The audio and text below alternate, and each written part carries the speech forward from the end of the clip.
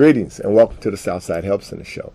I would really like to thank everyone for tuning in, and if you have any questions about anything that we're going to be talking about, please take an opportunity, give us a call here at the station. This is a live call-in show. Our number here is 312-738-1060 at the bottom of the screen. So if you have any questions, please put our phone tech to work. We don't want him to just be here.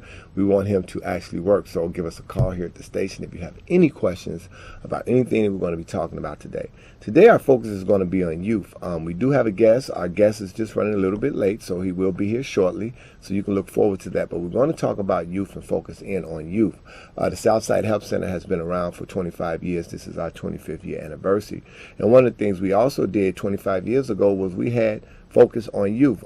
We have a youth program, and over the weekend we were out and we were doing testing and counseling. We were at the WVON event, which was a phenomenal event. But prior to that, we had to go to another youth-oriented event. It was a youth conference. And one of the things that I found at the youth conference is sometimes, even doing the work that we do, it sometimes either surprises us or startles us, or it either it even saddens us, for lack of a better word, because we find that so oftentimes in dealing with youth, one, you have to have a certain technique on how to deal with youth, on how to deal with them in terms of information so that they can actually receive the information. It's very, very difficult. It is not an easy task giving youth information and them retaining it, holding on to it. So it's so important that as a presenter, as an educator, that we find unique ways to get this information to our youth so that they can retain it, so that in the event that they should come to one of these situations that we talk about, they'll actually have the correct information and they'll know how to use it. We talk about peer education. Well, what is peer education? Peer education meaning we want to get our youth, educate them, not just about HIV, but also violence prevention. It's so important that they know about conflict resolutions. What is that all about? Life skills. What is that all about? It's important that we get the peers. When we talk about peer education, we really have to put not just an emphasis on peer education, but we really have to take a look at what that means and how do we get these young people to not only get the information but give it to their peers. It's vital. That comes with selection. We have to select some articulate youth, some very articulate young people, and most of the time as either counselors, as mentors and mentees. You know those individuals who we know got outgoing personalities, who we know that are very in tune or very involved with other youth programs. So we have to be very selective in the individuals we use in terms of peer. Today we're going to talk a little bit about youth and youth programming. It's the Southside Help Center Show. If you have any questions, call us here. The number is 312-738-1060. And we're going to be talking about information translation. And that's the one thing that I like to say that I specialize in, and that's information translation, because it's so important that when we do these informational workshops, that we do these teen summits and all these different things, that we select individuals who can get this information to these young people and they can retain it. I was at an event, and one of the things that happened was that there were some individuals doing the HIV presentation. And after they got done with the HIV presentation, you know, I was, of course, sitting in the crowd. And two of the youth, they were like, they made a comment as to they knew no more than before the workshop, after the workshop. So I was like, wow, that was really a waste of time for these young people. And it kind of prompted me to definitely focus in on youth in terms of translation, because I'm saying, okay, they said all of these things, and out of all of these things, you heard nothing. They actually said that I don't know no more than I knew before. And because we look at let me just, we got to switch. Let me make sure you guys got the right information. Go, please give us a call here at the station. Our number here, 312-738-1060. This is a live call-in show. This is Hotline 21. This is the Southside Help Center Show. So please, if you have any information, chime in, call in. Let's talk about what we need to talk about where it concerns the youth. It's so very important that we get this information out. So it's important. That being said, I'm going to switch to this. I'll come back to that in a second. Ha-ha! Ta-da! We have our guest. We have Mr. Marcus Flanell. He has shown up, and he is here with us. And Marcus, I was just talking about the show is going to be focusing on youth and what we need to do for our youth in terms of education. And not only in terms of education, but how do we present information to them where they retain the information. I was talking about a workshop that I was at, and at the end of the workshop, the youth had made the comment that they knew no more information prior to after the workshop. So I was like, wow, that was really a waste of time, because because they knew no more information. And it was a workshop on HIV.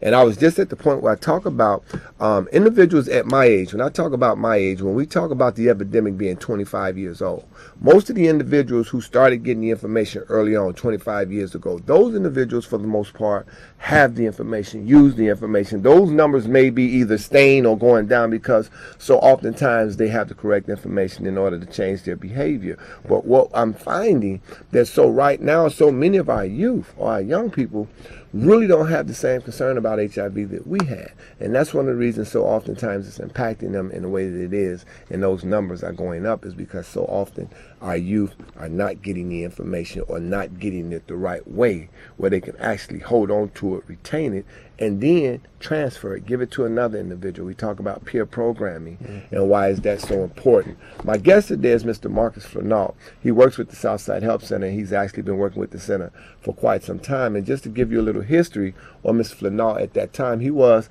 a peer educator.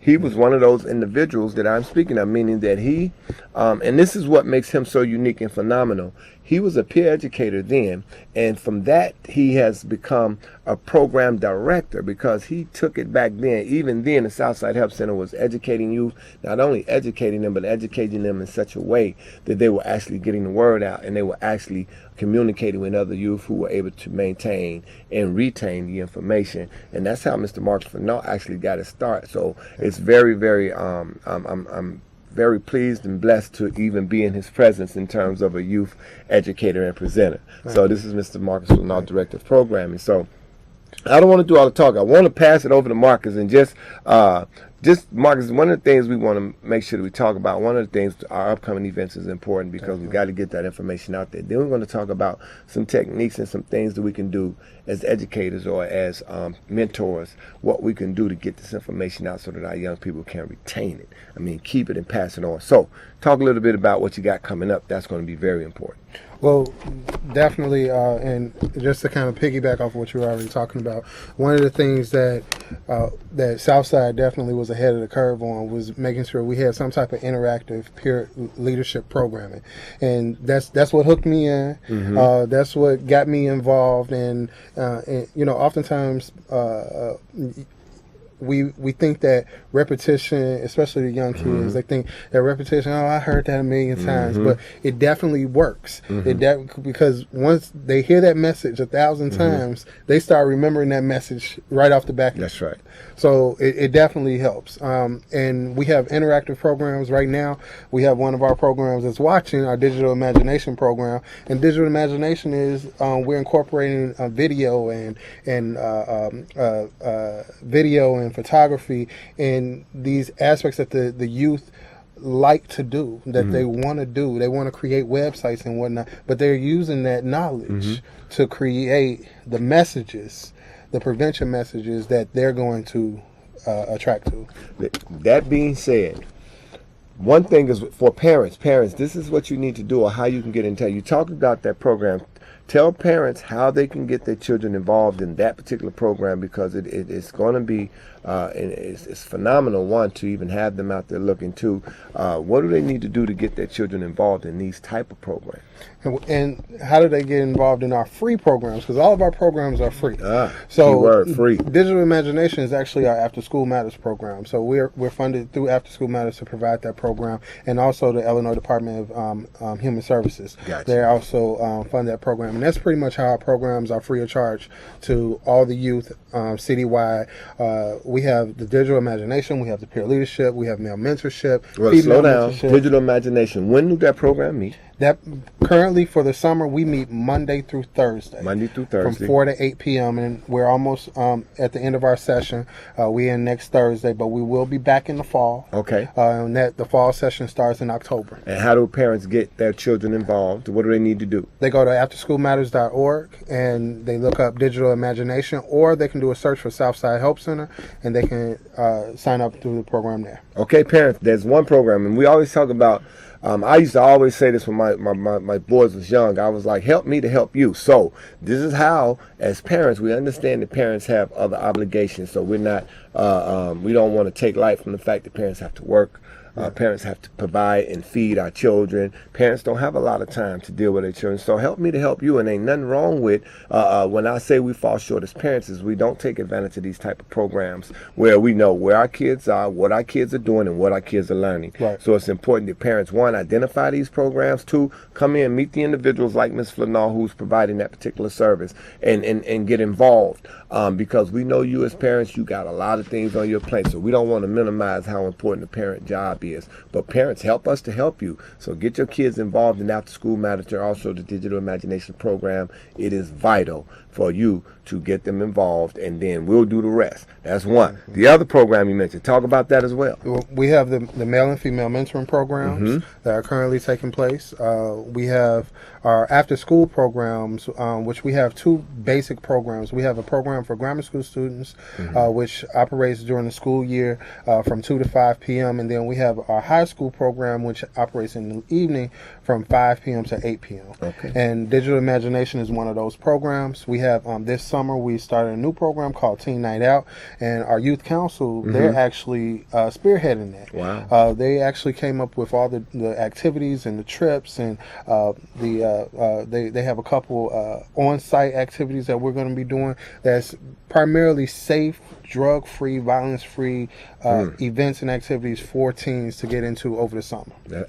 If you don't know, Chicago is, we want to say the murder capital, man. We've been talking about this. You know, we've been doing with Ceasefire and all of these different programs dealing with violence prevention. So we have been either, if we're not number one, we're number two, definitely no lower than number three in terms of of the casualties that our children suffer on a consistent basis. And that's why I always say it's so important that as parents, we get involved, because parents, again, I say, we know your pain, understanding Mr. Flanall is a father, I am a father. We don't always have the time to do what in terms of being involved, because we definitely have to make sure our children eat, we have to make sure our children are clothed, and we have to make sure our children are housed. So we don't always have a time to provide these type of programs. So parents, please call the Southside Help Center. The number is 773-445-5445.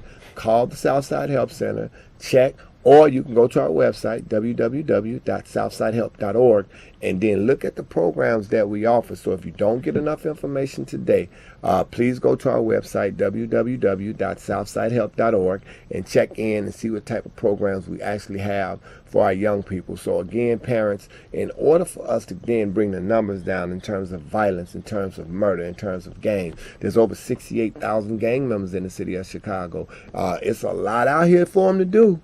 So I say, parents, either you as a parent, just get them in the door.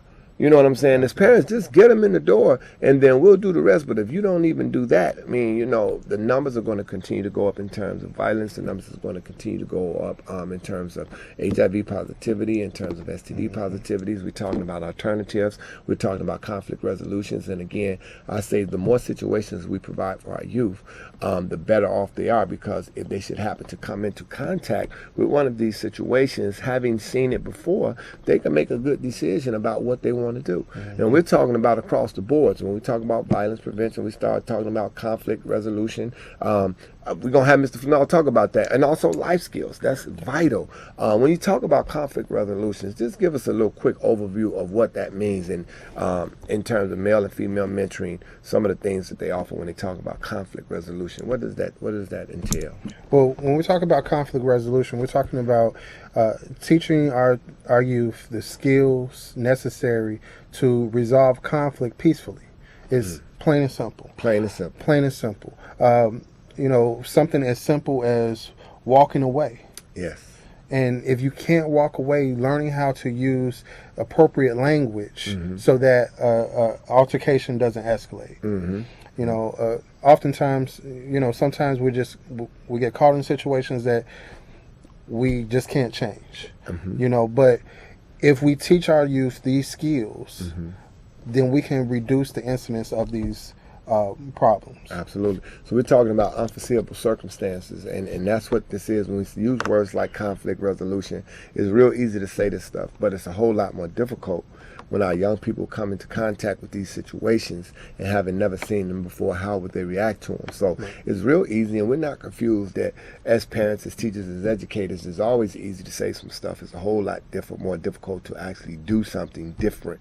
And the other thing is when we have these different programs, we offer safe environments where you're talking about violence-free, drug-free, where we are able to actually address situations and circumstances as they arise. So again, now you know where your kid at, you know what your kid's doing, you know who's educating your kid, and again, we offer those safe environments. If you have any questions, I got a professional here, Mr. Marcus Flanall. And when I say professional, let me say call the station 312-738.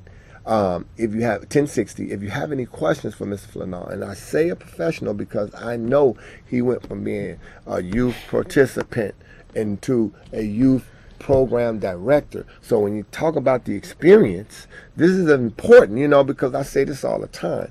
When you talk about PhDs in education and these different things, and that's not to minimize those people who have received those degrees. So don't call me talking about I'm saying something inappropriate when I say PhD. PhDs can be received in many ways, and that's all I'm saying. Oftentimes, if you say you got a PhD, and for instance, in the streets, a lot of us have acquired PhDs in the streets. You can take a book and you can get a lot of education from that book, and we understand that. But sometimes education and experience is what's most effective. Not just the experience or not just the education. We need to bring those things together, and then you become that much more effective. Because I talked about the translation of information. How do we get this information to our kids where they get it and they retain it? And that's the difference. Translation of information. Again, I watch people provide workshops for our youth, and the youth know no more than they knew prior to. So it's important that we get individuals who, one, like Mr. Flanall, he is a professional. This brother started as a peer educator.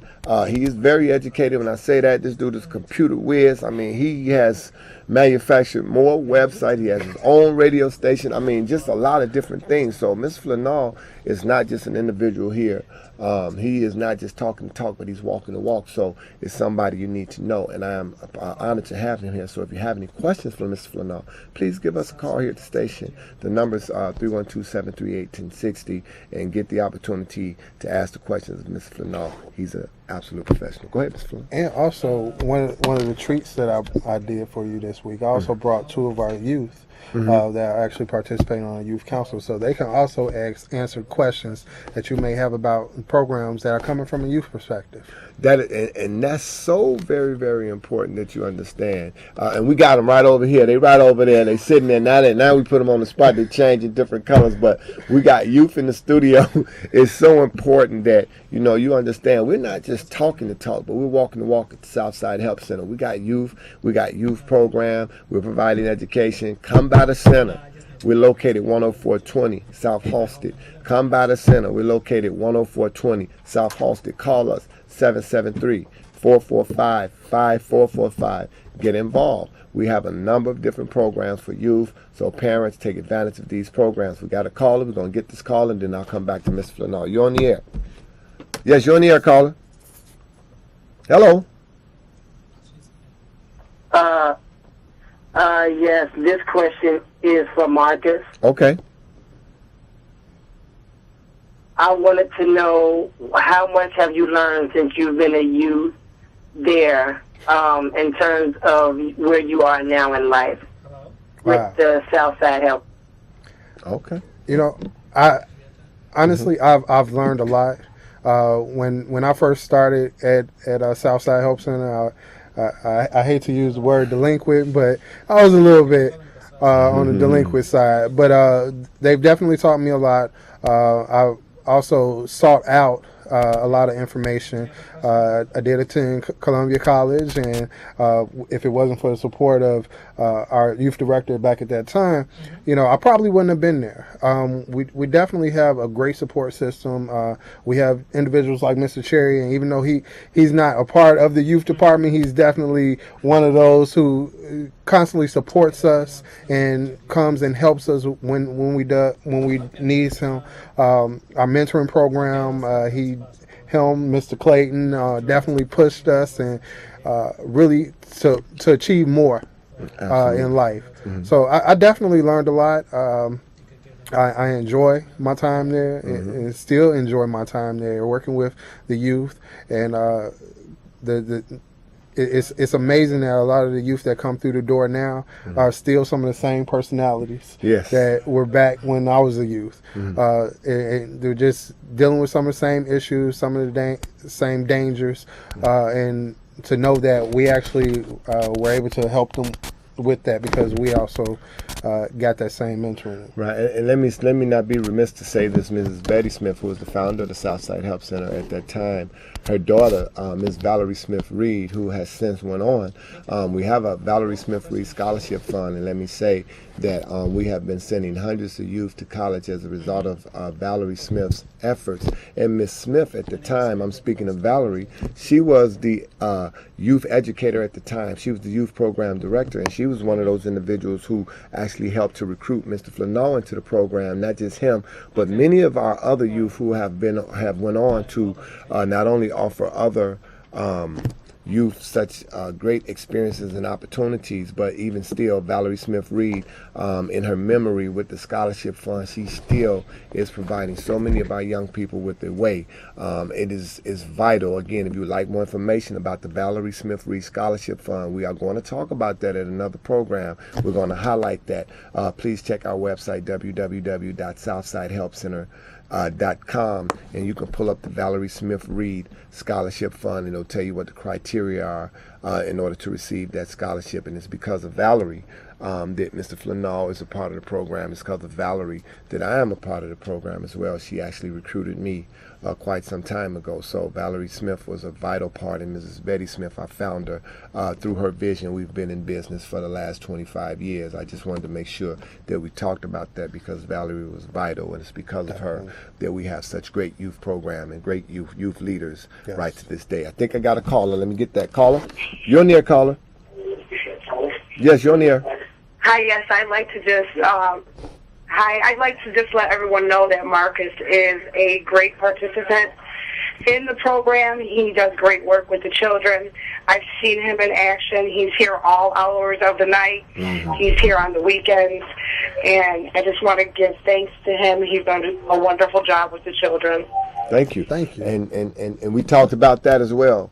A lot of times when we do youth programs, it has to be dedication because it ain't got nothing to do with the money. It ain't enough money, I promise you, to deal with some of these youth so oftentimes. So you have to have those dedicated individuals like Marcus. We got another caller. Caller, you're on the air.